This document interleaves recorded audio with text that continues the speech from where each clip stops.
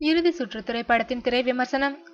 Boxing champion ஆக வேண்டும் என்று கனவை தொலைத்த மாதவன் கோச்சாக மாறி இந்தியாவிலிருந்து ஒரு பாக்ஸிங் சாம்பியனை உருவாக்க வேண்டும் என்று பாடுபடுகிறார்.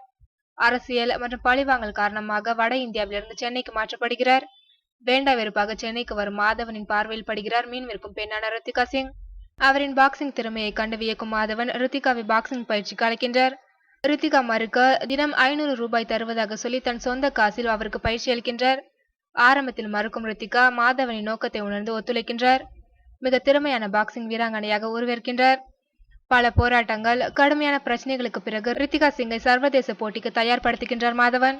செமிஃபைனலில் வெற்றியடைந்த ரித்திகாவின் பெயர் ஃபைனலுக்கான பட்டியலில் இல்லாமல் போகின்றது.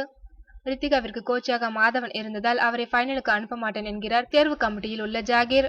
இந்த சதியை முறியடித்து ரித்திகாவை மாதவன் எப்படி சாம்பியன் ஆக்கிறார் என்பதுதான் இறுதி சுற்று திரைப்படத்தின் மீதி கதை.